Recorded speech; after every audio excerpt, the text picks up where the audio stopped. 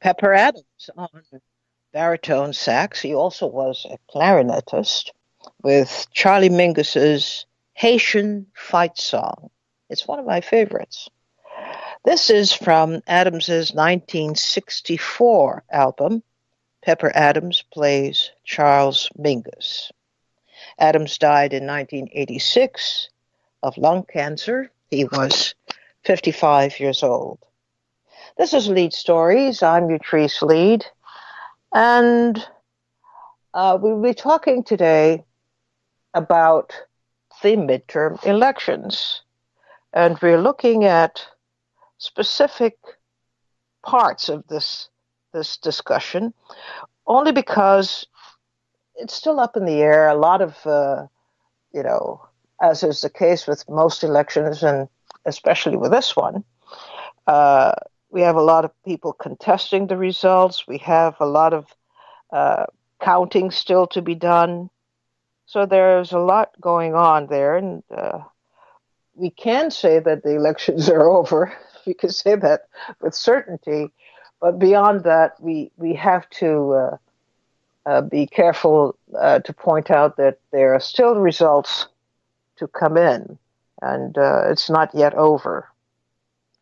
But I want to let you know that our guest today is a very popular guest, a very loved guest on this program, and that's Dr. Gerald Horne, who has been with us many, many times, and who has an uncanny way of breaking things down, owing to his expertise as a historian, political scientist, author, and analyst. He holds the John J. and Rebecca Moore's Chair of History and African American Studies at the University of Houston. And he has written more than, well, I think probably now, Gerald, is it something like 36 books by now? That's in the ballpark. Yeah. And in the process of writing yet another, all with the unique perspective, all with the idea of representing points of view, a point of view that we don't get all the time. We don't have history books that tell history from the point of view of the oppressed. Very, very rare indeed. But Gerald, thanks for being with us today. Well, thank you for inviting me. And let me also say that Haitian Fight Song is one of my favorites. In fact, I have a book coming out in a few months called Jazz and Justice, Racism, the Political Economy of the Music. And one of the chapters is entitled Haitian Fight Song. Of course, it deals with the efforts of Charles Mingus and Max Roach to organize an independent record company and distribution arm in the 1950s and coming up against organized crime, not to mention the misdeeds of Big Capital. Wow. I'm looking forward to that, very much so. Well, as I said in the opening, we're not going to get into who won, who lost, how many votes are still to be accounted for today, because that's a process that is ongoing. But what we want to concentrate on more so is the bigger picture. What did this midterm election mean? What was its significance? How do we relate to this election? How does it relate to us? So suppose you could get us started from your point of view as a historian.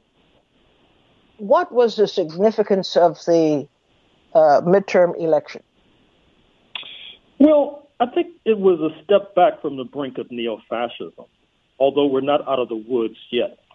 I find it striking that analysts like former Secretary of State Madeleine Albright has written the book Fascism, A Warning, how Michael Kinsley, the commentator who was also part of the 1%, warned after November 2016 that Donald J. Trump was basically a neo-fascist. Jason Stanley of Yale has written a book on fascism. So you have a number of these elite commentators warning about the dangers of fascism given the nature of the Trump coalition and given the nature of the Republican Party as we speak. With this election yesterday, we had a step back from the brink, but we're not out of the woods yet, not least because if you look at the correlation of forces, the balance of forces, when the votes are ultimately tallied, it'll probably reveal that Mr. Trump and his Republican Party probably got a substantial majority of the Euro-American vote. And even though one of the major failures of our friends on the left is a misunderstanding of U.S. politics, they don't realize that just as in Israel, in order to do anything meaningful, you need not just a majority of the Israeli vote, you need a majority of the Jewish vote, given the fact that Israel has about a 15 to 20% Arab minority. Well, in the United States, you need a majority of the so-called white vote in order to move forward. And when you have a majority of the white vote against you, it's very difficult to get traction, particularly since the ascendant Democrats, or the newly ascendant Democrats, do not recognize this basic fundamental point and oftentimes give short shrift to the fact that they're heavily dependent upon a black vote that votes against the Republicans and conservatives 9-1. Now, what we're facing right now is a kind of neo-Jim Crow. I'm speaking to you from Atlanta, Georgia, where I'm doing some research. And needless to say, in Atlanta, Georgia, there's quite a hullabaloo about the gubernatorial race, which has not been definitively decided, although you know that Stacey Abrams, a black woman, was challenging Brian Kemp, the Secretary of State, who was in charge of the vote, in fact, and had been busily purging black voters from the rolls in the run-up to Tuesday's election, which has caused certain commentators to suggest that you have a kind of neo-Jim Crow unfolding in Georgia. And I would dare say that it's not unique or peculiar to Georgia, which is one of the reasons why I say we're not out of the woods yet. I noticed that in his press conference or in recent remarks, the 45th U.S. president said that if the Democrats investigate him in the House, which they are pledging to do, he would adopt a warlike posture. I'm not sure what that means, although given the fact that the Republicans control the Senate and will be busily packing the federal courts because federal judges are basically passed upon and installed by the Senate, it's unclear going forward what the route of the United States will be. In previous circumstances, historically, when you've had a president under siege, like Mr. Trump will certainly be, they oftentimes try to distract the public and throw dust in the eyes of their pursuers by pursuing foreign adventures abroad, since the executive under this constitutional architecture has so much sway in terms of U.S. foreign policy. This does not bode well with regard to relations with Iran, which Mr. Trump has just tightened sanctions on. It does not bode well with regard to U.S. relations with China. Note that the United States is in the midst of a trade war with China. There's also a kind of rhetorical shooting war between Mr. Trump and President Xi Jinping of China. Relations with Russia, despite what we've heard in the press, are not ideal between Washington and Moscow. And so this does not bode well for international peace and security. And one final point, I found it interesting in terms of this political campaign, that the Republicans did not campaign on their so-called tax cut of December 2017, while Democrats, despite raising quite a furor about this alleged Russiagate scandal, quote unquote, did not make that a major issue, even though they were beating the drums relentlessly with regard to this issue before the campaign started. And both of those are very curious episodes. Well, we remarked on this and discussed on the program just yesterday the complete absence, it seems, of third parties or other independent parties participating in this election, and thus not really offering an alternative to the old Republican-Democratic face-off dynamic that we've been accustomed to. What accounts for that, in your view? Well, I think if you parse the remarks I just made, that you'll get an understanding. That is to say that it really starts with the beginning of this so-called republic. It was a slaveholders' revolt that involved a cross-class coalition between and amongst those of European descent. The much remarked upon Constitution and Bill of Rights did not apply to the African population, did not apply to the indigenous population. In fact, if you look at the Second Amendment with regard to arming militias, it was precisely aimed at the African population and the indigenous population. It took tremendous international pressure in the face of the Haitian Revolution and pressure from British abolitionists to force the United States to move away from slavery. And then after that, a vicious style of apartheid known as Jim Crow was installed, and it took international pressure there. That is to say, the rise of socialism, national liberation movements in the 20th century to get the United States to move away from that. But now the international pressure has lessened, and understandably, perhaps, the Euro-American majority has reverted and regressed to its conservative, perhaps even neo-fascist origins of 1776. And in that kind of political climate, it makes it very difficult for parties of the left to thrive and survive. In fact, what you oftentimes see, as you've seen in recent elections, when parties of the left try to challenge the duopoly, the two-party hegemony of the Democrats and Republicans, it's people on the left who will reprimand and rebuke these parties on the left. Now, they don't reprimand and rebuke them along the lines that I've just said. They don't say that, look, a lot of these Euro-Americans are backwards. So if you take a third-party route, you won't get too much traction. No, they don't say that. In fact, if you look at, say, the recent film by Michael Moore, Fahrenheit 11/9, and he focuses a lot on West Virginia, you get the idea that West Virginia is on the verge of a socialist revolution. People marching in the streets, et cetera. You never know that Donald J. Trump won West Virginia by double digits. Now, what I'm saying is that there is almost like an intentional misreading of the political structure and politics, particularly of the Euro-American majority. People find it difficult to acknowledge that this majority is soaking in the brine of white supremacy and racism, I'm afraid to say. And if we don't wake up to this reality sooner rather than later, we'll have a lot of time to debate this history and this reality in the concentration camps in Yankee Stadium. Wow. Wow. Wow. That is quite an answer. I want to talk about Barack Obama here at this juncture.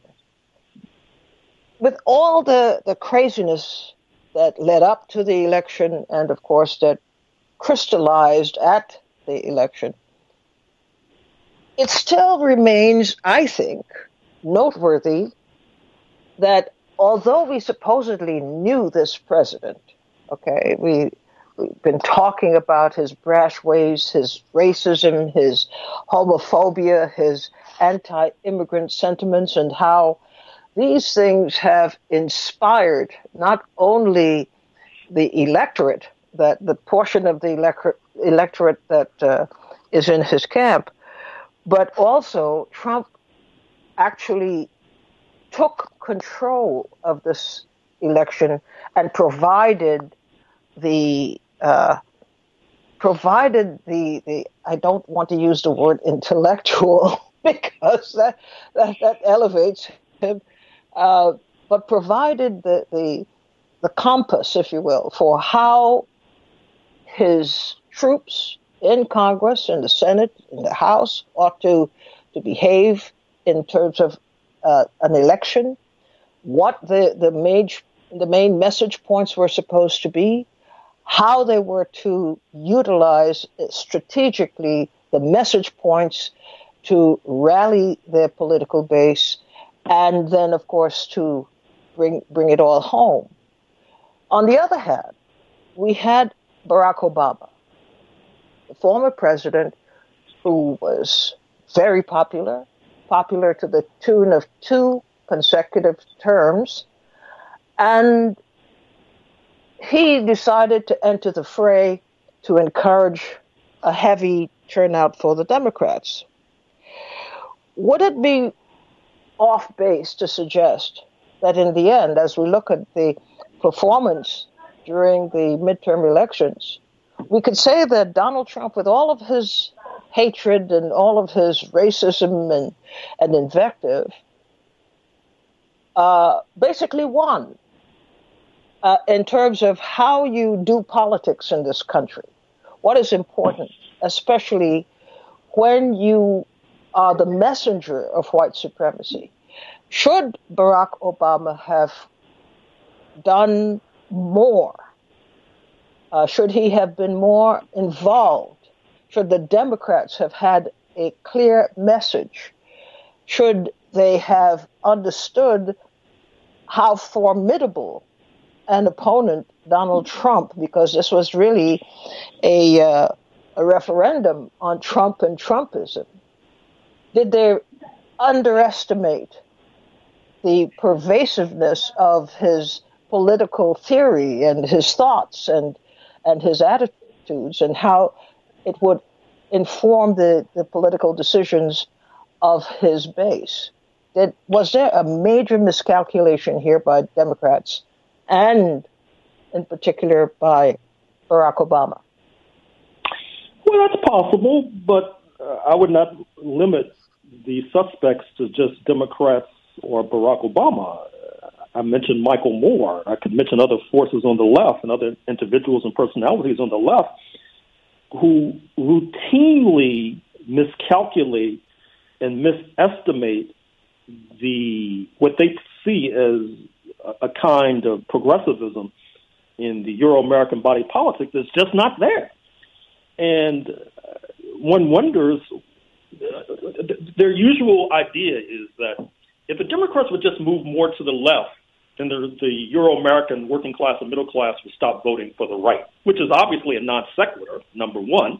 And then number two, they never pause to ask, well, the black working class does not move to the right and vote for the Republicans. They vote 9-1 against the Republicans. And you would think that that would cause them to reflect more deeply on their basic and fundamental analysis, but somehow they do not. Now, it's apparent that Mr. Trump ran a campaign on the platform of fear, particularly appealing to the most primitive and retrograde sentiments in the Euro-American majority, that they should fear an alleged invasion from the South of brown people, not to mention black and brown people at home, not to mention an alleged treachery of so-called non-white people abroad, speaking of China.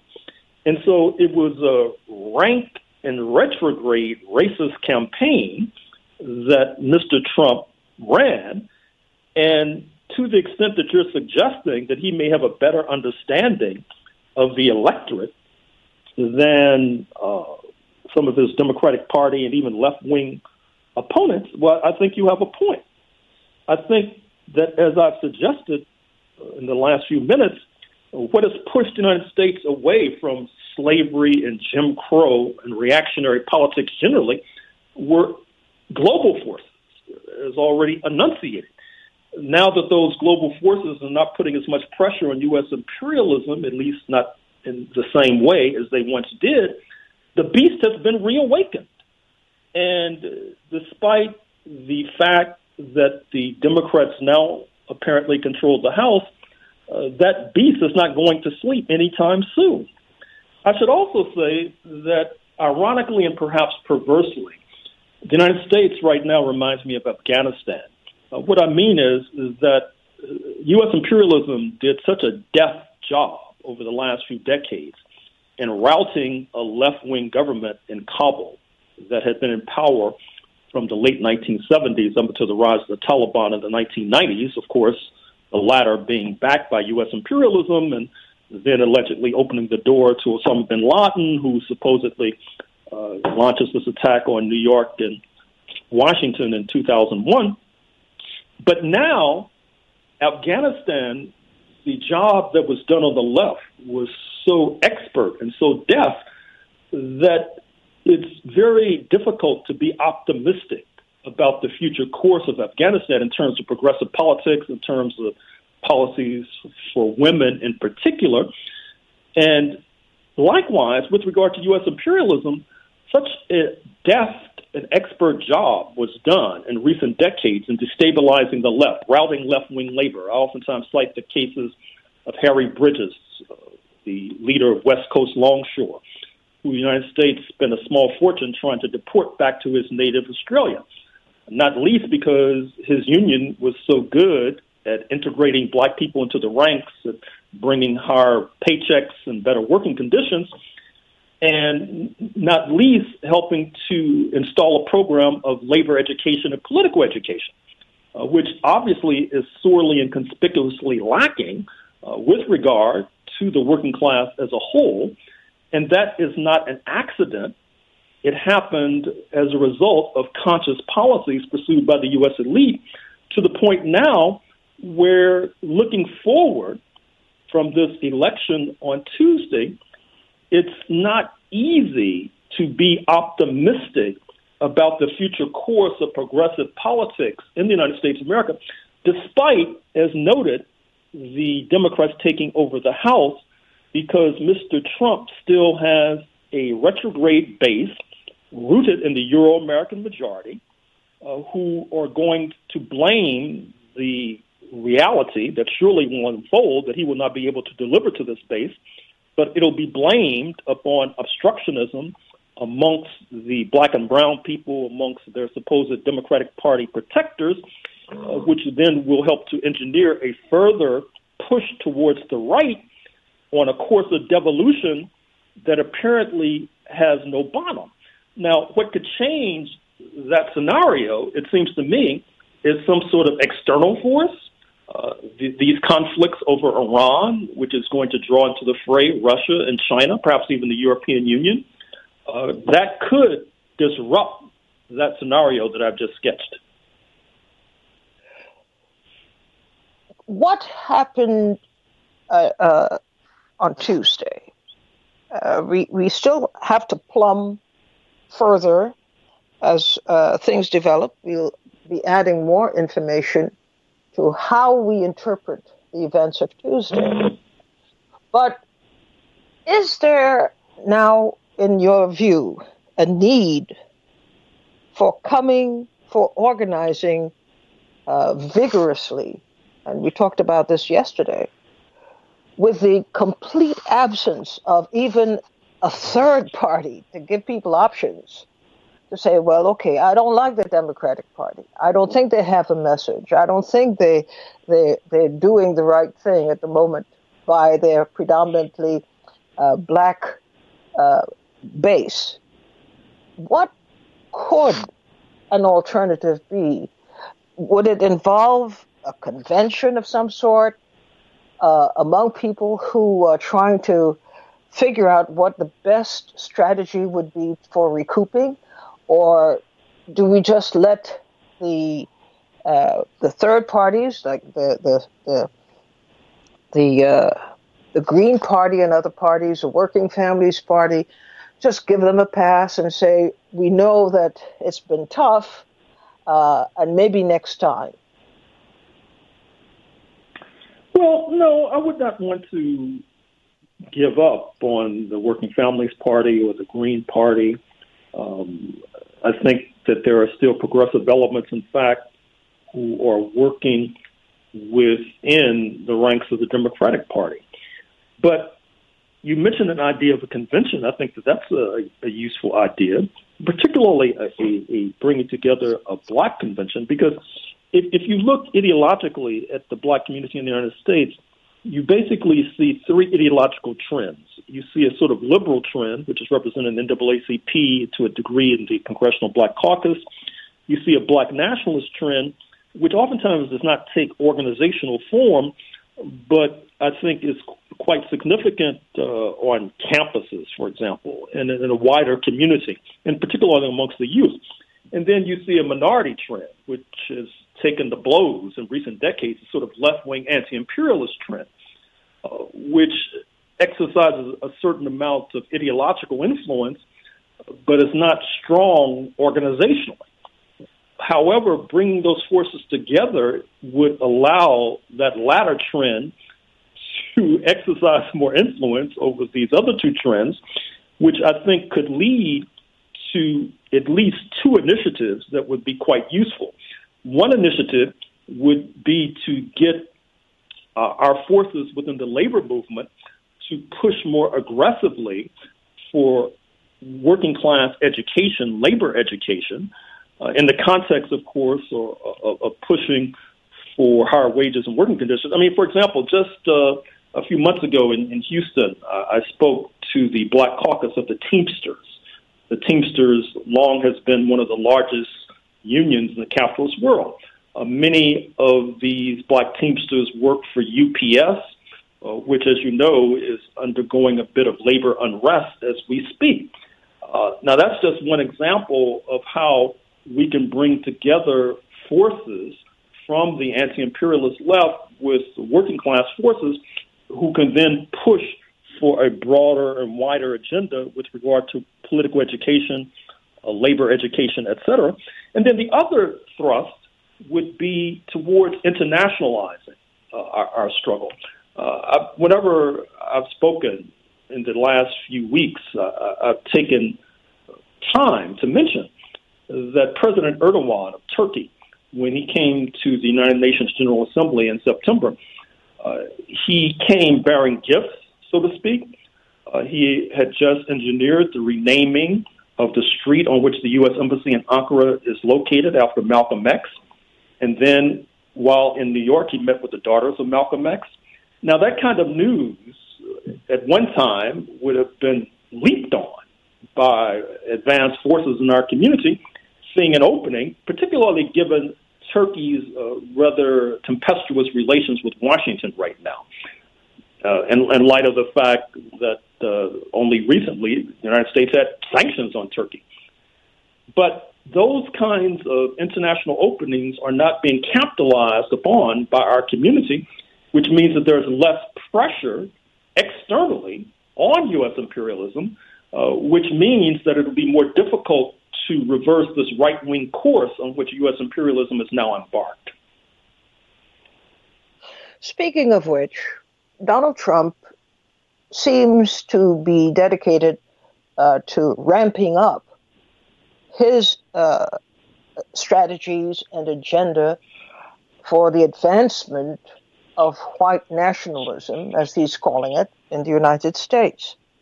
Which brings the question, what is likely to be the fallout in Congress and in state legislatures, particularly in major cities where you have large urban, quote-unquote, areas, and presumably with that you have an increased political representation by African Americans and Latinos? Well, it's unclear. I mean, look at Texas, where I happen to work and reside every now and then. Texas has a substantial black population, about 15%. As a matter of fact, Texas is now grouped with Hawaii, California, and New Mexico and Nevada as being a so-called majority-minority state. That is to say, where people of color basically comprise the majority. Texas has representatives in the Congressional Black Caucus, Sheila Jackson Lee and Al Green amongst them. It just elected two Latinas to Congress, Veronica Escobar and Sylvia Garcia, the former from El Paso and the latter from Houston. And yet, Texas also is probably the most retrograde and reactionary state in the United States of America. When you're talking about right-wing politics and conservative and reactionary ascendancy, you're basically talking fundamentally about Texas, as represented by the fact that the rather repulsive incumbent Senator Ted Cruz was reelected, despite the fact that Beto O'Rourke, his Democratic Party challenger, outraised him financially by about $30 million, from $70 million to $40 million. And so therein, we see part of the problem with regard to our friends on the left, because understandably, and perhaps even justifiably, they've been pointing to the Citizens United case by the U.S. Supreme Court as helping to tilt the scales in favor of the right wing in terms of unleashing a tidal wave of money to favor corporate interests. But here you have Beto O'Rourke actually outraised Ted Cruz and still lost by 3 points. So obviously, sometimes there's this focus on procedural issues, which is what I consider to be a campaign finance is a procedural issue, much more than the nuts and bolts and nitty gritty of substantive issues, labor education, working class education, et cetera. Now, to his credit, Congressman O'Rourke, he sent legions and battalions going door to door. And sometimes it takes a while for plants to flower. What I'm suggesting is that hopefully that going door to door throughout the broad expanse of Texas will bear fruit in November 2020, perhaps. But that's the kind of effort that's going to be necessary if we are to reverse this dangerous and disastrous course on which we're now on. So would you say then that the election gave us an example of the new blueprint for politics in the United States? You mean in terms of Donald J. Trump's white nationalism? Yes. Well, sure, except it's not a new blueprint. I think it's a regression. It's a reversion. I think that this country was fundamentally founded as a white nationalist project. I mean, what's interesting is that many of our so-called friends on the left have handed very powerful rhetorical tools to the right wing, which then the right wing uses to bash us. I mean, look at the term identity politics, for example.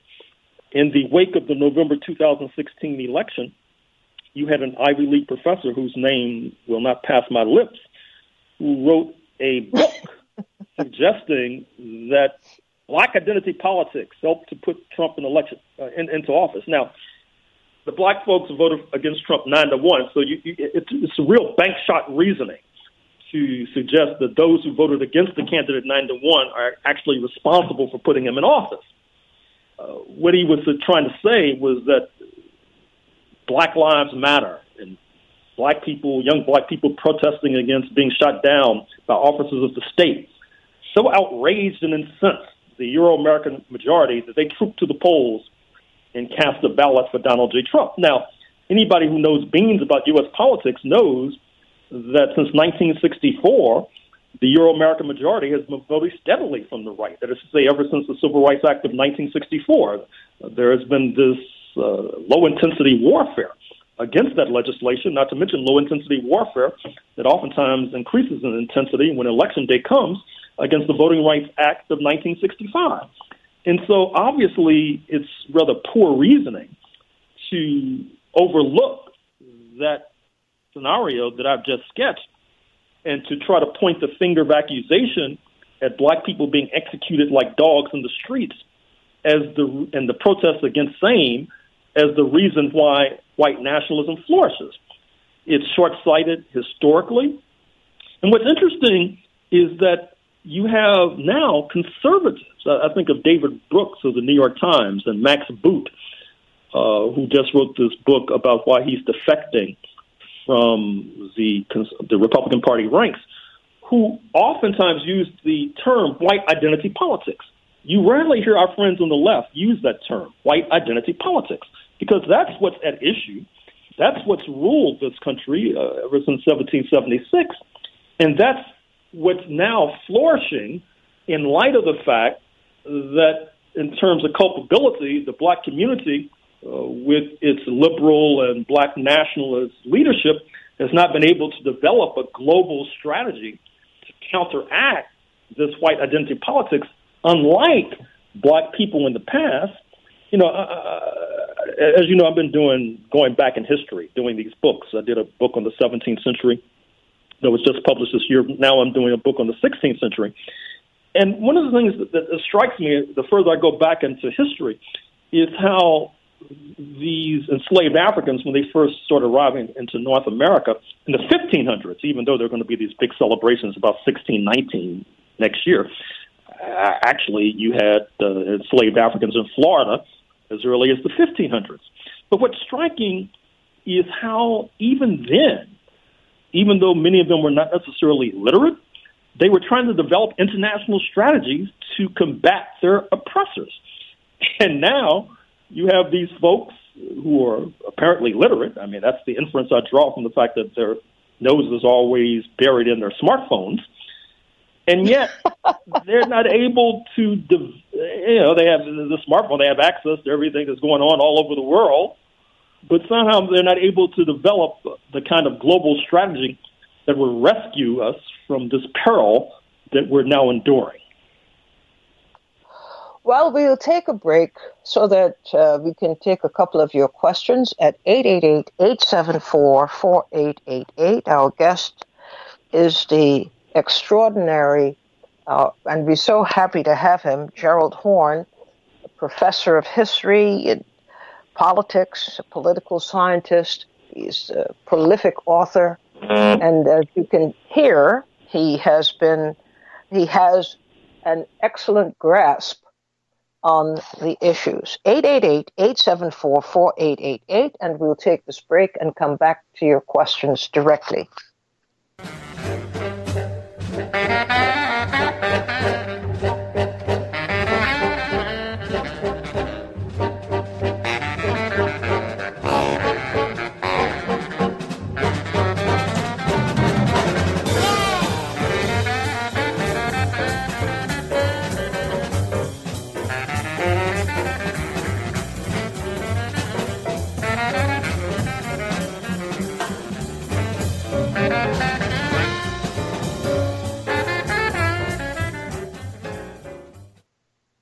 You're listening to Leid Stories on PRN.FM. We're talking about the big picture issues relative to the midterm elections held on Tuesday.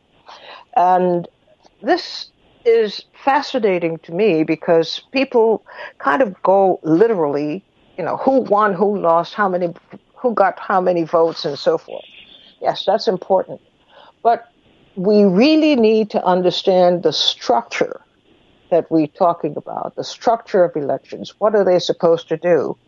And how they relate to our everyday lives. And we're hearing, for the first time, I think, anywhere, we're hearing an analysis that is not readily available. So I hope we appreciate that. But in the meantime, I just want to ask you, what are you working on right now, Gerald? Well, I have two books coming out in a few months. One, a big book on Southern Africa, U.S. imperialism and anti-communism in Southern Africa from Cecil Rhodes in the late 19th century up to Mandela in being elected in 1994. Then, as I noted, I have a book coming out on the music we call jazz and justice, racism, the political economy of the music. That'll be out in a few months. What I'm working on now is a book on the 1500s, as I just suggested. It's a precursor to my book on the 17th century, The Apocalypse of Settler Colonialism, and a precursor to my book on the 18th century, The Counter-Revolution of 1776. And I'm working on a book on Washington, D.C., the black community in Washington, D.C. over the decades, because this is the nation's capital, and it is rather ironic that a white supremacist state would somehow have a black majority in its capital, a situation that's now rapidly being reversed in light of gentrification sweeping through Washington, D.C. And then I'm working on a book on boxing, which deals, of course, with masculinity, organized crime, etc. Well, clearly, you're just not working hard enough. You have to pick up the pace a bit. Daryl from New York, you're on with Professor Gerald Horne. You, Chief Leid, Gerald Horne, two people who I've worked with thousands of years ago, I just wanted to know, Joe, have you ever thought about, or do you have, let me ask it this way, do you have like an online syllabus of your works, and how could people get access to interviews such as this so that they could use them to do the organizing work that's required? Well, the answer is yes and no. I mean, a lot of my stuff is all over the internet. It's on SoundCloud. It's on YouTube. You know, my books can be found at Barnes & Noble, Amazon, the University of Houston website, et cetera. So it's all over the place. Basically. Okay, thank you. Henry from Chicago, you're on with Dr. Gerald Horne. All right, greetings to you, Treese, and greetings, Dr. Horne. Thank you. I was wondering, it seems like Donald Trump has been influenced by what happened in the Dominican Republic a couple of years ago in regards to the birthright citizenship. And I was wondering if there was a direct political relation, with whoever is the political rule in the Dominican Republic and Donald Trump, because it seems like he's taking, with the birthright citizenship that he's trying to repeal, he's taking that exact same playbook. So do you have any, comment on that? Thanks. Yeah, I do have a comment. In my 1776 book, I drew a parallel between the history of the Dominican Republic and history of the United States. That is to say that many of our friends on the left, they oftentimes point to the Bill of Rights as being the saving grace for the United States of America. But of course, as I just intimated, talking about the Second Amendment, the Bill of Rights did not apply to a goodly number of us, particularly those of African ancestry. And in any case, it was meant to cement a certain kind of whiteness and to be combat pay for those Europeans sufficiently audacious to wander to the war zone that was North America. And I also pointed out that Rafael Trujillo, the longtime dictator of the DR, when ships bearing Jewish refugees were being turned away from many ports, including those of North America, he was taking them in. And it wasn't because Trujillo was progressive. He was trying to whiten the population. And that's what I intimated about U.S. history, that there has been this conscious effort to try to whiten the population, so to speak, and that's oftentimes mischaracterized as being benevolent, say, towards the Jewish American population, which should have been questioned at least after the Pittsburgh massacre of about 10 days ago or 2 weeks ago. And I also should point out that in my book on the Haitian Revolution, there's a good deal of Dominican history. I point out that when the Dominican Republic comes into existence circa 1844, it's basically in a revolt against black-led Haiti.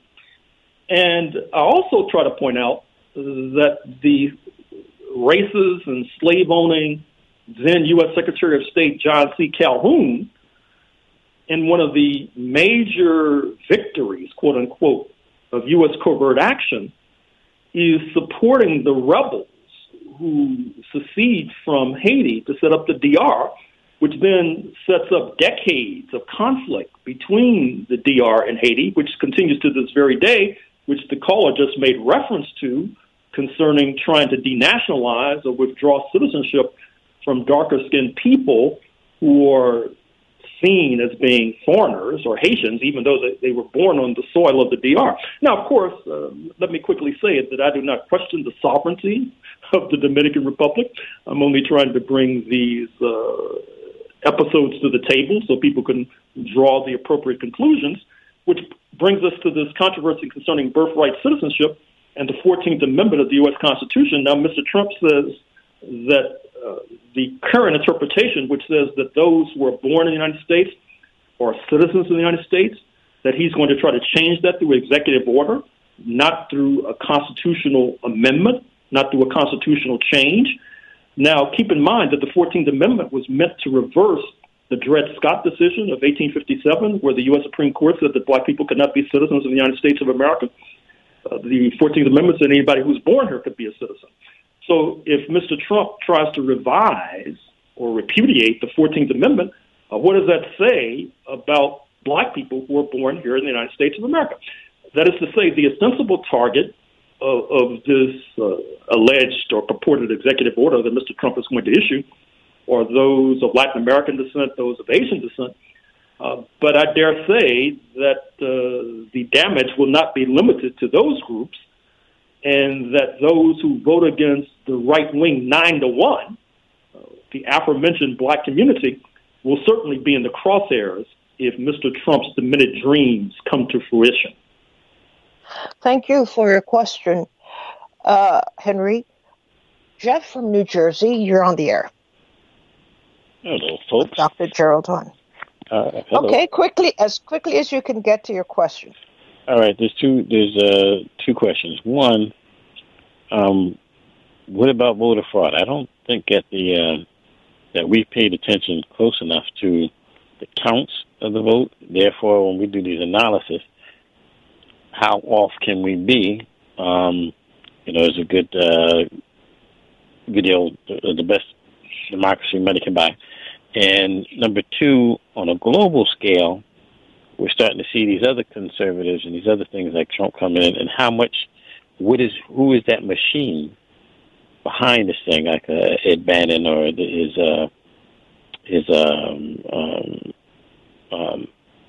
PR firm, what they're doing as far as things in Venezuela and in the Scandinavia, et cetera, et cetera. Well, first of all, with regard to the latter point, it's apparent that Mr. Bannon is quite busy. I'd like his frequent flyer points. He's been advising neo-fascist candidates such as Jair Bolsonaro, the neo-fascist just elected to be president of Brazil.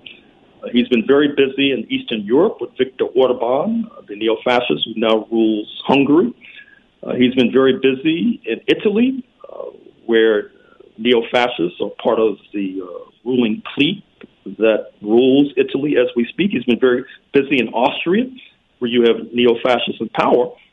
So this is the kind of international climate that makes neo-fascism more likely in the United States of America. I mean, it's just like the 1930s. I mean, you not only had ultra-right wingers in power in Rome and Italy, they'd extended their strength deep into Eastern Europe, for example, and then, of course, sought to overthrow the Ethiopian regime, which they did successfully by 1935, 1936. With regard to your previous point, certainly voter fraud is part of the political landscape in the United States of America. Much has been made of the fact that here in Georgia, from where I'm now speaking, Secretary of State Brian Kemp was in charge of the vote and had been busy as a beaver purging voters from the rolls in the run-up to this election. You have antiquated, archaic voting machines, which are not that difficult to manipulate. They're these repeated charges that people vote are being flipped, that they'll vote for one party and the machine will register for another party, which brings me hopefully to some good news, which is that in the state of Florida, the voting rights of those who are deemed to be felons, quote unquote, apparently have been restored. I have not read the fine print, but that's the apparent implication of the vote yesterday. And likewise in Louisiana, that state is moving towards having unanimous juries in order to be convicted for crimes, including felons. The fact that you did not have unanimous juries in order to be convicted for crimes in Louisiana helps to account for the fact where there are so many black men, in particular, in Angola prison in Louisiana. And, of course, it's not accidental or even paradoxical that the leading prison in Louisiana is named after a country in Southwest Africa, given the fact that whether they know it or not, many of the inmates actually have roots in Southwest Africa. Thank you for your question. We go next to Cece from New Jersey. If you could make your question as concise as possible so we can... First, I want to say thank you, Utrice, for having Dr. Horne on. This is a treat. for sure, especially after yesterday. I just have a couple of quick questions, real quick, and they'll be quick answers. Jeff's asked one of them. And should we be voting? Should we be organizing diligently and seriously for 2020? Or should we be sitting out? Dr. Horne? I see voting as one more tool in the toolbox. Unlike some of our liberal friends, I don't see it as the only tool in the toolbox or even the ultimate tool in the toolbox, but it is a tool in the toolbox. It's not necessarily a sledgehammer. It's not necessarily even a Phillips screwdriver. But it is a useful tool, and the danger and peril we now face means we cannot ignore any tool. Certainly, I would salute you for stressing organizing. Thank you, CC, for your question. You can have one short one that requires a short answer, but then we have to go. Okay. After the election that has happened yesterday, what's our next step? As I know it's a participating versus a spectator.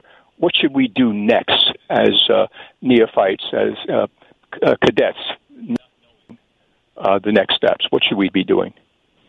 Well, I think you and Utrice have hit upon 2 points. You mentioned the question of organizing, be it in student unions, be it in working class unions, be it in tenants unions, for example.